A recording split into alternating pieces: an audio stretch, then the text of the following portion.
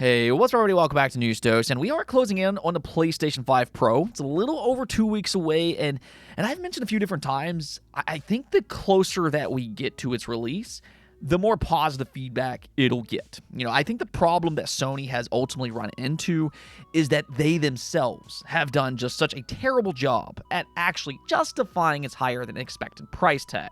Their presentation, didn't exactly shine the best light on the PlayStation 5 Pro because they were just showcasing older games. But the more that we learn about it, the more it actually sounds like the PlayStation 5 Pro is a meaningful upgrade, and I want to talk a bit about that today. Then also, Nintendo just teased a mysterious new game, and this one could potentially be very exciting, and I'll explain why here in just a bit. First, though, unfortunately, we do have some deflating news. There is a rumor going around that Ubisoft disbanded the Prince of Persia: The Lost Crown team. You can see here posted up by Insider Gaming. They said there won't be a sequel to the Prince of Persia: The Lost Crown, and the team that built the game no longer exists at Ubisoft. According to a new rumor from a French journalist, Ubisoft has disbanded the team behind the game after it failed to reach internal expectations. A sequel for the game was also pitched, but the company rejected it.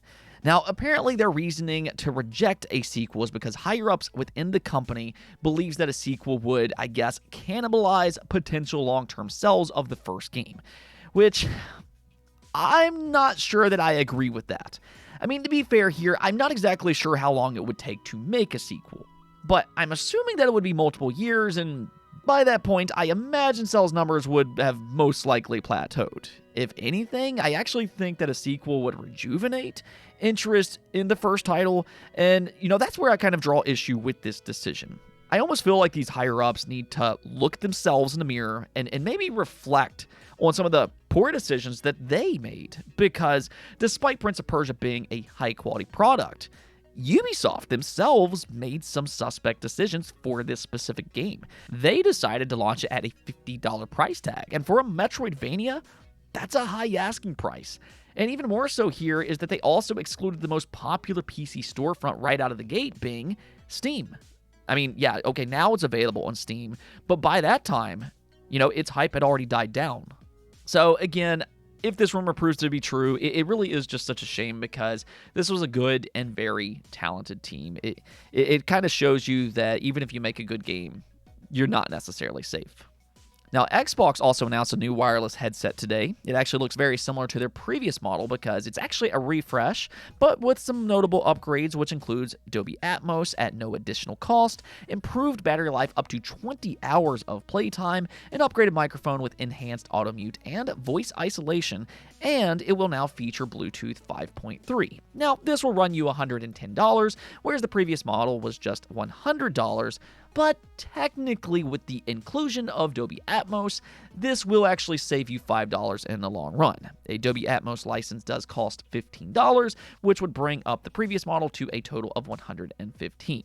And plus, with this new headset, you do also have other various improvements as well. So, if you're on the market for a new Xbox headset, you can go over to the Xbox store where it's available today.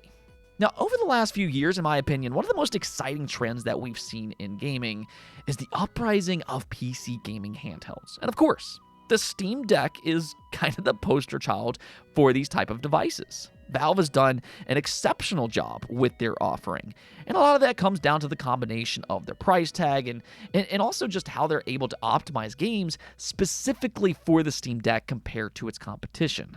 But we are still amidst first-generation technology. It'll be very interesting to see the first true next-generation leap for these devices and what they're then capable of. And Valve was recently asked about yearly upgrades, and they kind of responded and pointed us towards the Steam Deck 2. Check this out. They said, "It is important to us, and we've tried to be really clear, we are not doing the yearly cadence. We're not going to do a bump every year. There's no reason to do that. And honestly, from our perspective, that's kind of not really fair to your customers to come out with something so soon that's only incrementally better. So we really do want to wait for a generational leap in compute without sacrificing battery life before we ship the real second generation of Steam Deck. But it is something that we're excited about and we're working on." So I completely 100% agree with this sentiment. I think this is the smart approach because as somebody who's purchased the original Steam Deck and then traded it in for the OLED model, which I thought that was already annoying in the first place. So if they were to push out another model just so soon after that, then that, in my opinion, would be even more upsetting. It would almost feel like I'm wasting money by this point because I could have just waited for an even better version. At the end of the day, these are console-like devices, and there is this unsaid expectation from fans that consoles will last us for years to come as the go-to device.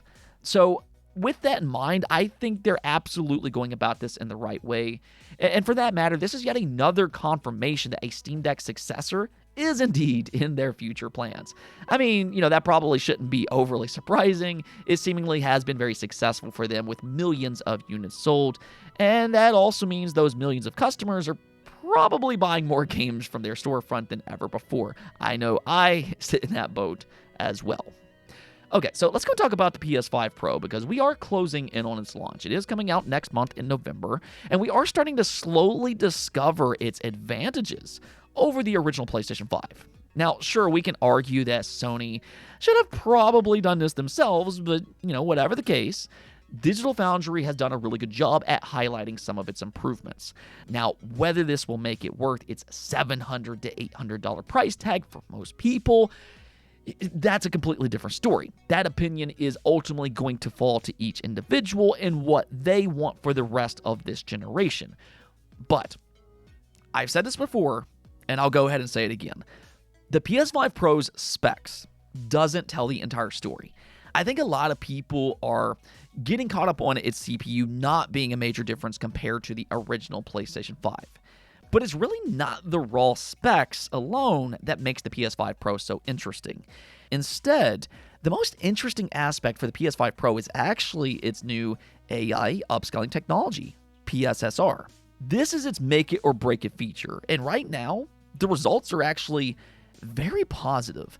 This comes from Digital Foundry, and they posted a new video where they analyzed Ratchet & Clank Rift Apart using PSSR versus FSR versus DLSS, and they concluded that PSSR is vastly better than FSR 3.1, or at least in this game specifically. Now, at the same time, it's not quite the same level as DLSS, but based on what they said, it doesn't really seem like it's a significant downgrade either. PSSR definitely does hold its own.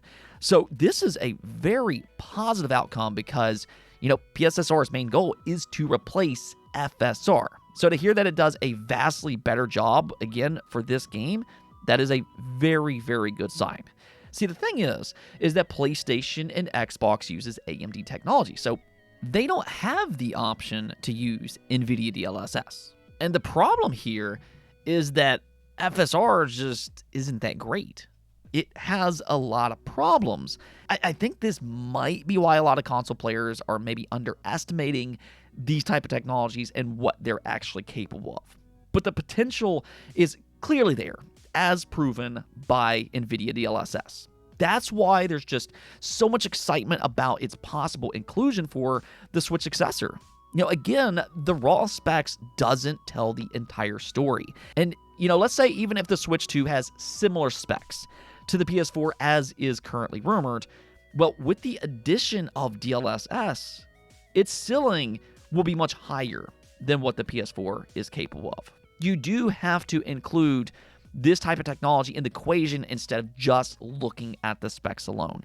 And that's why it's great to hear that PSSR is at least comparative to DLSS. Maybe it's not quite as good, but it's still vastly better than AMD FSR, which again, that's what it's trying to replace in the first place.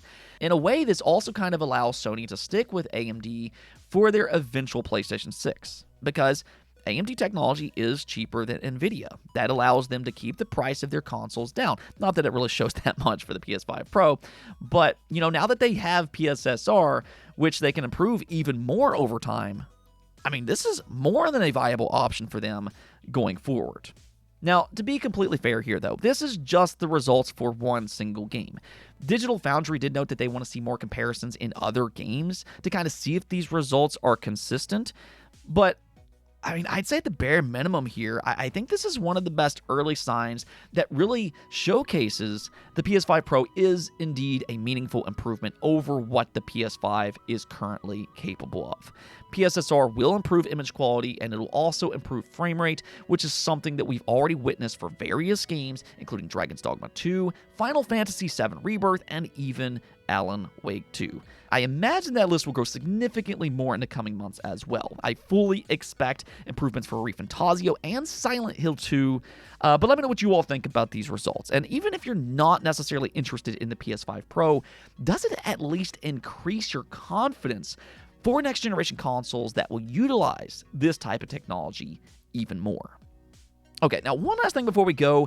Nintendo's Sakurai, which is most well known for Smash Brothers, well, he held his final YouTube video on creating games, and he teased something highly interesting. Check this out. He said that once he finished work on Smash Brothers Ultimate back in 2021, he proposed a new game.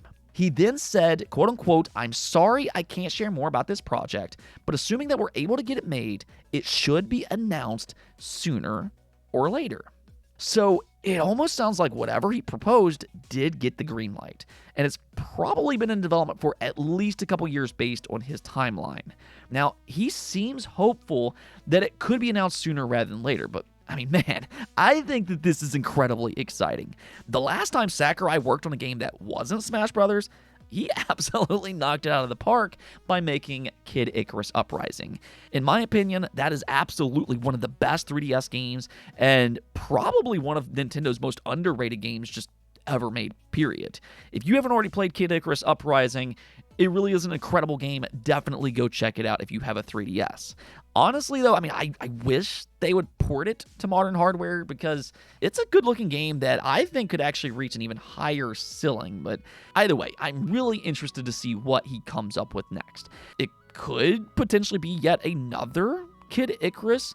Back in 2022, he did, in fact, mention that it would be nice to get a Kid Icarus Uprising port, and maybe that was his way of teasing that he's on another Kid Icarus project.